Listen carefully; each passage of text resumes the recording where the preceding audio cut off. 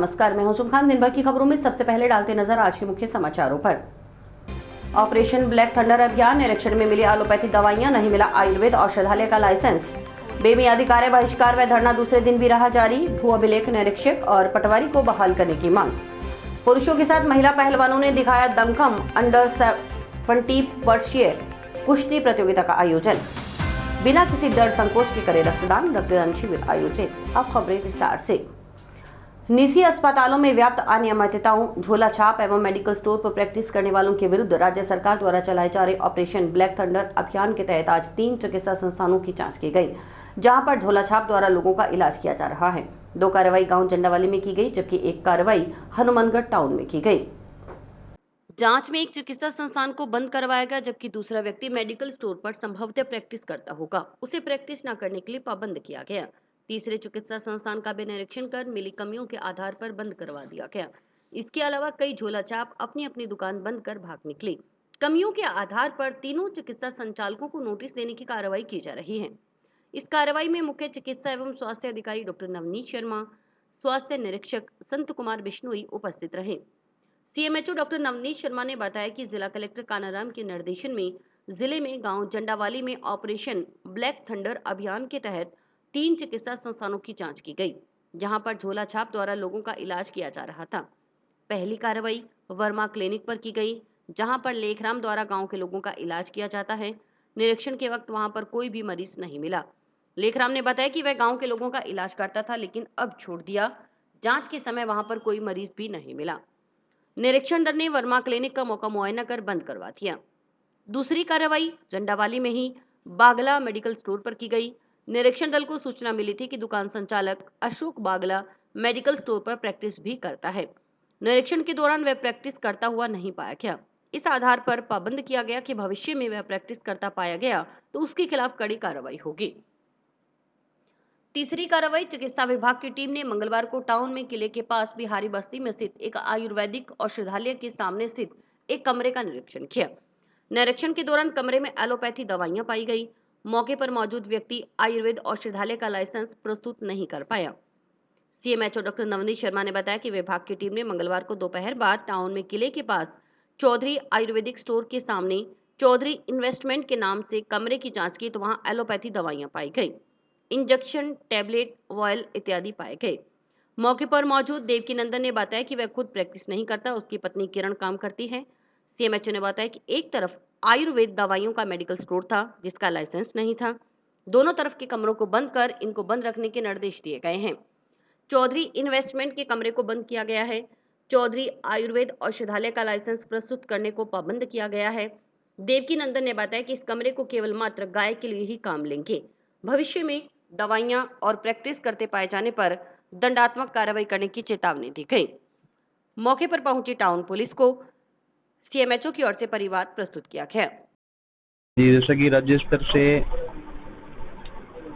Black thunder अभियान चलाया जा रहा है, उसी के तहत जो भी झोला छाप चिकित्सक हैं और जो मेडिकल स्टोर पे जो अनधिकृत प्रैक्टिसेस की जा रही हैं, उसके खिलाफ अभियान चल रहा है। उसी के तहत हमारी जो टीम है, आज हमारी मेडिकल की टीम ने एक तो झंडवाला में 3 जगह कार्रवाई की और एक हनुमानगढ़ टाउन में हमने एक देवकी नंदन करके है आरएमपी है, जिसका चौधरी आयुर्वेदिक स्टोर है यहाँ पे, तो यहाँ पे भी हम कार्रवाई कर रहे हैं, अभी चल रही है कार्रवाई। यहाँ पे इसका मेडिकल स्टोर है इस व्यक्ति का, इसके सामने इसने यहाँ पे क्लिनिक चला रखी थी, जिसमें कुछ दवाइयाँ भी मिली हमें, और ये हालांकि मरीज कोई नहीं था, लेकिन दवाइयों के आधार पे हमें लग रहा है कि यह प्रैक्टिस कर रहा होगा। तो अभी हम थाने में फोन कर दिया और डॉक्टर साहब की तरफ से हम इसमें एफआईआर भी दर्ज करवा रहे हैं। निलंबित किए गए रावसर के भू अभिलेख निरीक्षक चंद्र प्रकाश शर्मा और राजस्व पटवारी सतपाल विसी को बहाल करने की मांग को लेकर राजस्थान कानूनगो संघ व राजस्थान पटवार संघ का बेमियादी कार्य बहिष्कार मंगलवार को दूसरे दिन भी जारी रहा। कानूनगो व पटवारियों ने मंगलवार को दूसरे दिन भी कलेक्ट्रेट के समक्ष चल रहे बेमियादी धरने पर मौजूद रहकर कलेक्टर की ओर से दोनों कर्मचारियों को निलंबित करने की कार्रवाई के खिलाफ नारेबाजी करते हुए विरोध दर्ज करवाया। दोनों कर्मचारियों को बहाल किए जाने तक आंदोलन जारी रखने की चेतावनी थी। कानूनगो संघ जिंदाबाद जिंदाबाद जिंदाबाद, इनकलाब जिंदाबाद जिंदाबाद जिंदाबाद, जिला कलेक्टर मुर्दाबाद मुर्दाबाद मुर्दाबाद, जिला कलेक्टर मुर्दाबाद मुर्दाबाद मुर्दाबाद। हमारी मांगे पूरी हो, जिला कलेक्टर मुर्दाबाद मुर्दाबाद मुर्दाबाद, जिला कलेक्टर मांगे पूरी हो, चाहे जो मजबूरी हो, हमारी मांगे पूरी हो, चाहे जो मजबूरी हो, इनकलाब जिंदाबाद जिंदाबाद जिंदाबाद, हमारी एकता जिंदाबाद जिंदाबाद जिंदाबाद। जैसा कि आप पत्रकार बंधुओं को पता है कि रावसार में तहसील पटवारी सतपाल विश्व और गिरदावर चंद्र प्रकाश जी को जिला कलेक्टर महोदय ने मनमानी और हठधर्मिता से बिना जांच के मनमर्जी से निलंबित कर दिया गया था, जिसके बाद में 9 तारीख से लगातार पटवार संघ और कानून संघ के पदाधिकारी कलेक्टर महोदय से उनको न्यायपूर्ण मांग ये थी कि उनको बहाल करें, और आपने अन्याय किया है उन साथियों के साथ।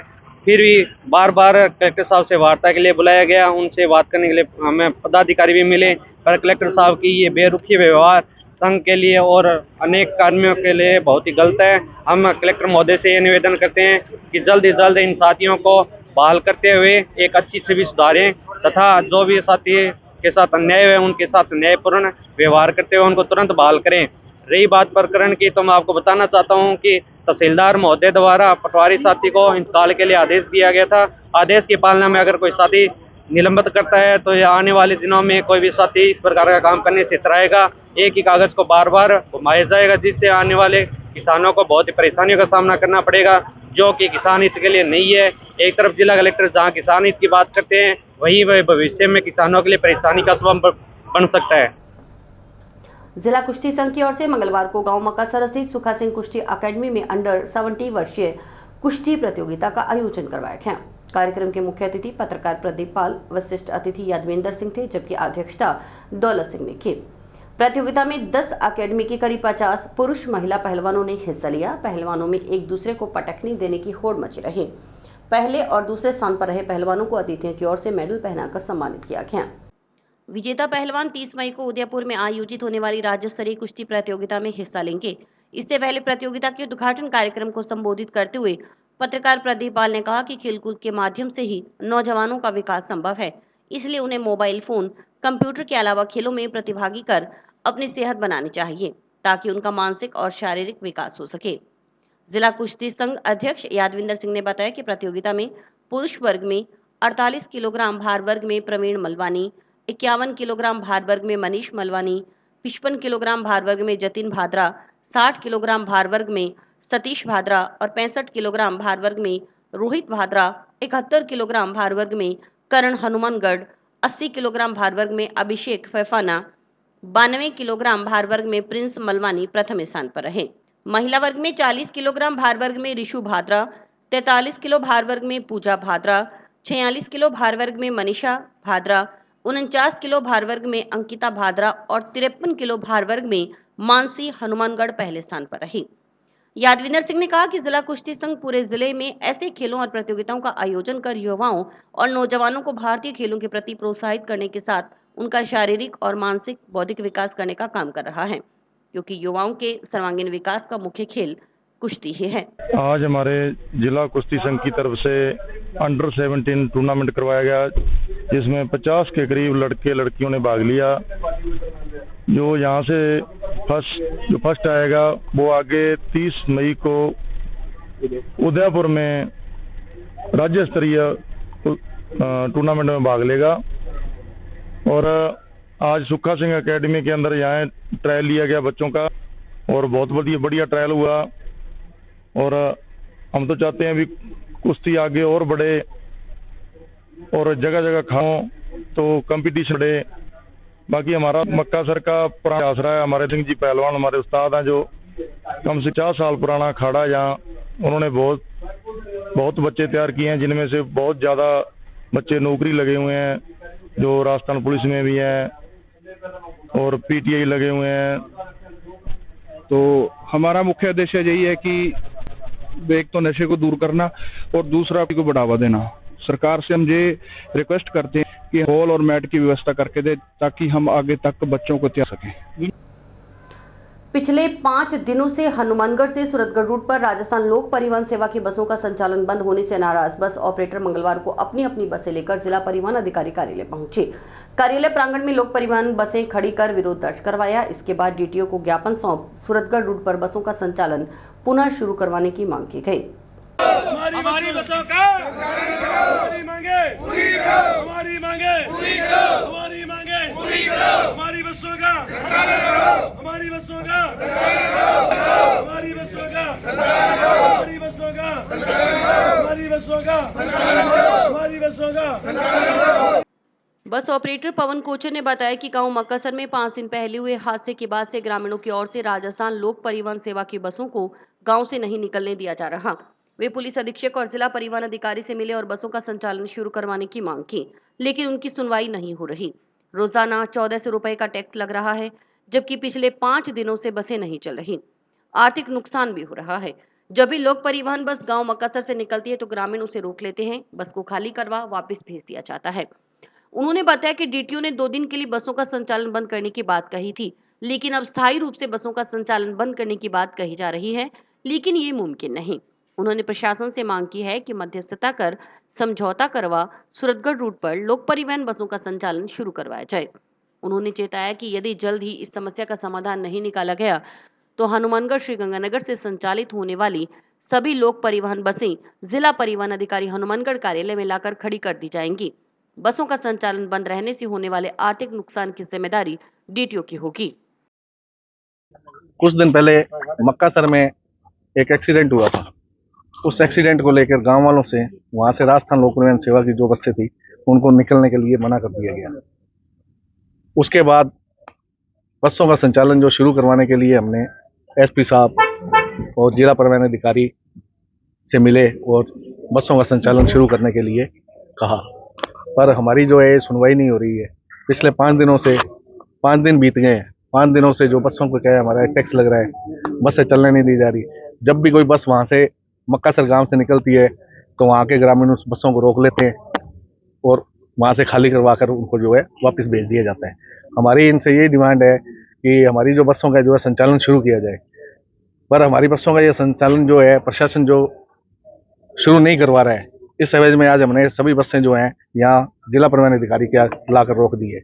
अगर आज शाम को 4 बजे जिला परिवहन अधिकारी द्वारा बताया गया है कि शाम को 4 बजे मीटिंग है, अगर 4 बजे मीटिंग में कोई हल निकल जाता तो ठीक है, नहीं तो जो है हनुमानगढ़ और गंगानगर जिले की जितनी भी बसें हैं वो हम यहाँ जिला परिवहन अधिकारी के यहाँ लाके खड़ी कर देंगे।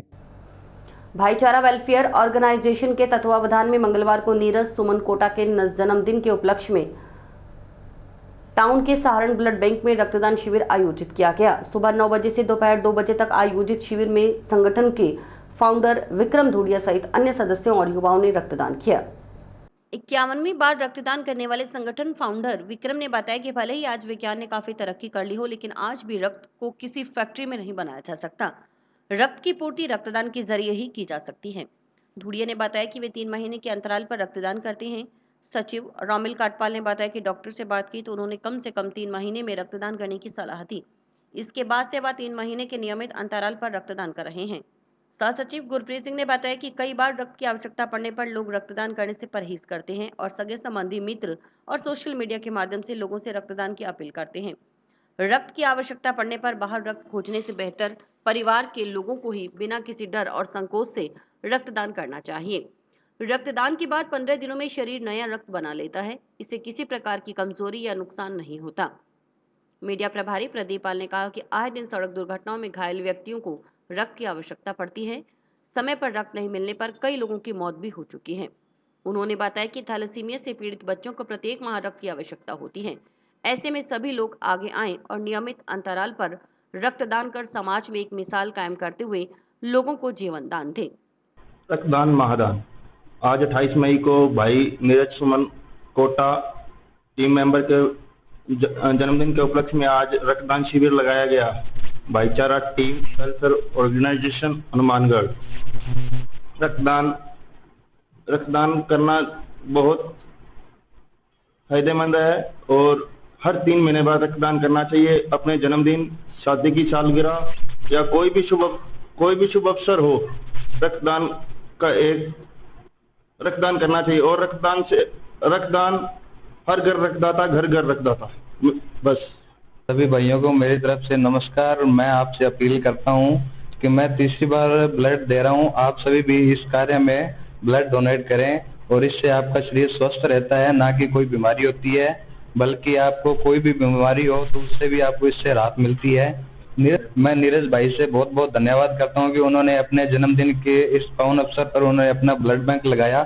और आप सभी से यही अपील है कि आप सभी भी कोई भी शुभ कार्य हो उस पे इसी तरह का कोई कार्य करें, जैसे ब्लड बैंक लगाना हो, इस तरह का कार्य करके अपने जीवन को स्वस्थ बनाए। धन्यवाद। टाउन की अंबेडकर कॉलोनी और लोहिया कॉलोनी की गैस उपभोक्ताओं की केवाईसी करवाने के लिए मंगलवार को अंबेडकर भवन में शिविर लगाया गया। शिविर में भारत गैस एजेंसी के प्रतिनिधियों की ओर से दोनों कॉलोनियों के गैस उपभोक्ताओं की केवाईसी का कार्य किया गया। सुबह 9:30 बजे से दोपहर 1 बजे तक आयोजित शिविर में सुबह से ही केवाईसी करवाने के लिए कॉलोनी वासियों का तांता लगा रहा। समाज सेविका विमला मोदी ने बताया कि केवाईसी न करवाने की स्थिति में बीपीएल व उज्ज्वला योजना के तहत गैस उपभोक्ताओं के खाते में सब्सिडी नहीं आएगी। इस सुविधा का लाभ दिलवाने के लिए शिविर आयोजित करवाया गया है। श्री बालाजी गैस एजेंसी के प्रतिनिधि गुरप्रीत सिंह ने बताया कि सभी गैस उपभोक्ताओं के लिए केवाईसी करवाना अनिवार्य है। अगर कोई गैस उपभोक्ता केवाईसी नहीं करवाता तो उसे गैस सिलेंडर की सप्लाई नहीं दी जाएगी। गैस उपभोक्ता को सत्यापन करना आवश्यक है। सत्यापन के बाद सुचारू रूप से गैस सिलेंडर की सप्लाई मिलती रहेगी।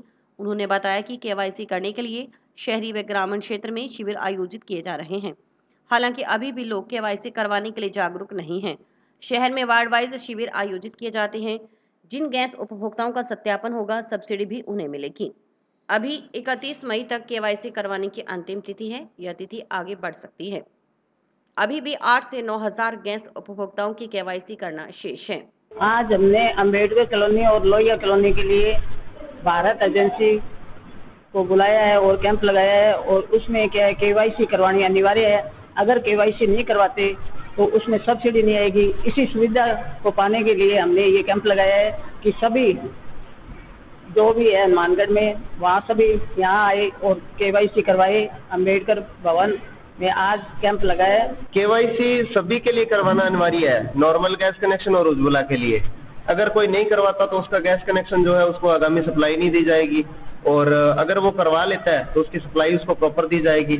इसमें कोई नुकसान तो है नहीं। सत्यापन है, जैसे पेंशन वेरिफिकेशन होता है वैसे ही एलपीजी गैस कनेक्शन का वेरिफिकेशन है, और गवर्नमेंट के द्वारा ये चालू किया गया है। दिसंबर के अंदर 14 दिसंबर के आसपास इसको चालू किया गया था। 3 महीने का टाइम भी दिया था, उसके बाद में भी लोग अवेयर नहीं है। एक्चुअल में क्या है कि हम लोगों ने जगह जगह कैंप भी रखे हुए हैं। ग्रामीण एरिया के अंदर हमारा कैंप रहता है 5 बजे सुबह 9 बजे से लेकर शाम के 6 बजे के आसपास का, और वार्ड वाइज हम कैंप रखते हैं शहर के अंदर। तो हर एक वार्ड के अंदर कैंप रखा जाता है। अभी हमने शहर का जो है वो शुरू नहीं किया, शहर का हमने अभी आज कल में शुरू किया है। तो ये धीरे धीरे इंक्रीज होगा, और इसके फायदे ये हैं कि जो आगामी सब्सिडी आने वाली है, जिन लोगों का वेरिफिकेशन हो जाएगा सब्सिडी केवल उन्हीं को दी जाएगी। अदरवाइज अंतिम तारीख इसकी 31 मई बताया गया है, लेकिन आगे इंक्रीज हो सकती है। जिस टाइप का हमारे पास डेटा पड़ा है 8-9 हज़ार केवाईसी हमारे पास बाकी पड़े हैं कस्टमर्स के, तो वो धीरे धीरे अगर करवाएंगे तो उनका बढ़ेगा ही, आगे तारीख भी बढ़ जाएगी। जंक्शन के राजकीय बालिका उच्च माध्यमिक विद्यालय में मंगलवार को प्रतिभा सम्मान समारोह आयोजित किया गया। मुख्य जिला शिक्षा अधिकारी शक्ति रानी के मुख्य आतिथ्य में आयोजित समारोह में अतिथियों की ओर से कक्षा 12वीं कला व विज्ञान वर्ग में 85% से अधिक अंक हासिल करने वाली 21 होनहार छात्राओं को सम्मानित किया गया। कार्यक्रम को संबोधित करते हुए सीडीईओ शक्ति रानी ने उच्च अंक हासिल करने वाली छात्राओं को बधाई देते हुए कहा कि उन्होंने सफलता अर्जित कर अपने माता पिता, गुरुजनों और स्कूल का नाम रोशन किया है। उन्होंने कहा कि हर सफल व्यक्ति के पीछे उसकी कड़ी मेहनत और संघर्ष होता है। जिस तरह बिना भटके मंजिल नहीं मिलती, ठीक उसी प्रकार बिना परिश्रम और बिना संघर्ष सफलता हासिल नहीं होती। जीवन में वही व्यक्ति सफल होते हैं जो अपना लक्ष्य प्रति सतत कार्य करते हैं। व्याख्याता ओम प्रकाश नांदेवाल ने बताया कि कक्षा 12वीं कला और विज्ञान वर्ग की छात्राओं ने कड़ी मेहनत कर जिले में विद्यालय का नाम रोशन किया है। 95.40% अंक के साथ छात्रा नीतिका गर्ग ने विद्यालय टॉप किया है। इसके अलावा सालोनी ने 95, संगीता ने 94, दामिनी ने 92.80, विनीता ने 92.20 और निशा ने 91.60, शीना ने 90.60, उषा ने 90.20, भावना ने 90% अंक हासिल कर विद्यालय को गौरवान्वित किया है। उन्होंने बताया कि 2013 से लगातार विद्यालय का परीक्षा परिणाम उत्कृष्ट रहा है। छात्राओं में अनुशासन के रूप में विद्यालय की जिले में अलग पहचान है। उम्मीद है कि उत्कृष्ट परीक्षा परिणाम और अनुशासन के मद्देनजर विद्यालय में अगले सत्र में नामांकन में भी बढ़ोतरी होगी। 95.40% अंक के साथ विद्यालय टॉप करने वाली छात्रा नीतिका गर्ग ने अपनी सफलता का श्रेय अपने अभिभावकों और गुरुजनों को दिया। मेरा नाम नीतिका गर्ग है। मैं राजकीय बालिका उच्च माध्यमिक विद्यालय हनुमानगढ़ जंक्शन में पढ़ती हूँ। मैंने इस बार 12वीं कक्षा पूर्ण की है। उसमें मुझे 95.40% प्राप्त हुए हैं और इसका पूरा श्रेय हमारे पेरेंट्स को और टीचर्स को जाता है, जिन्होंने हमें अपना बेस्ट दिया और हमारे लिए कोशिश की कि हम अपना बेस्ट दें। तो इसका श्रेय टीचर्स और हमारे पेरेंट्स को जाता है, जिन्होंने हमारे घर पे भी इतना अच्छा माहौल रखा। और मेरा संदेश सभी को यही है कि आप जो करना चाहते हो आप अपने दिल से करो। जो भी आप करोगे वो आपके लिए बेस्ट होगा, आपके पेरेंट्स के लिए, टीचर्स के लिए, सबके लिए बेस्ट होगा। मैं IAS बनना चाहती हूँ और आगे मैं UPSC के लिए अपना बेस्ट तैयारी करूँगी ताकि आगे मुझे सफलता मिलती रहे। मेरी मम्मी हाउसवाइफ है और मेरे पापा नहीं है। मेरी मम्मी ने मेरा बहुत साथ दिया। उन्होंने मुझे इतना प्रेरित किया कि मैं अपने पिता की मौत के गुजरने के बाद भी अपना हौसला न खोऊं और अपना बेस्ट दूं और अपना पूरा जो कॉन्सेंट्रेट है वो अपनी पढ़ाई पे रखूं। आज राजकीय बालिका उच्च माध्यमिक विद्यालय हनुमानगढ़ जंक्शन कक्षा 12 का उत्कृष्ट परीक्षा परिणाम होने के उपलक्ष्य में आज हमने उन बच्चियों को सम्मानित किया है, कला वर्ग और साइंस वर्ग दोनों में, जिन बच्चियों के 85 से ऊपर नंबर है। तो लगभग हमारी 85 से ऊपर जो बच्चियां हैं वो 24 बच्चियां 85 से, लेकिन आज 21 बच्चियां हमारे यहाँ पहुंची है। और 75 से ऊपर लेने वाले हमारी बच्चियां बहुत बच्चियां हैं, अनकाउंटेबल है। अगर रोल बढ़ जाता सभी बच्चों को सम्मानित करते तो टोटल विद्यार्थी हमारे 85 आर्ट्स में और 9 बच्चे कला वर्ग में है। तो सभी बच्चियों ने बड़ी मेहनत करके और अच्छा परिणाम दिया, जिले में नाम रोशन किया, अपने विद्यालय का नाम रोशन किया। ट्रांसफार्मर में आए दिन फॉल्ट आने के कारण बाधित हो रही विद्युत सप्लाई की समस्या लेकर मंगलवार को टाउन की बरकत कॉलोनी वार्ड 45 के बाशिंदे जोधपुर विद्युत वितरण निगम लिमिटेड टाउन के सहायक अभियंता के पास पहुंचे। वार्ड वासियों ने भीषण गर्मी में पैदा हो रही इस समस्या का तत्काल समाधान करवाने की मांग की। वार्ड वासियों ने बताया कि वार्ड 45 में लगे विद्युत ट्रांसफार्मर में रोजाना फॉल्ट की समस्या पैदा हो रही है। इस वजह से घरों में बिजली की पर्याप्त सप्लाई नहीं हो पाती। और इसी के साथ समाचार समाप्त हुए। रोजाना देखते रहिए समाचार। नमस्कार।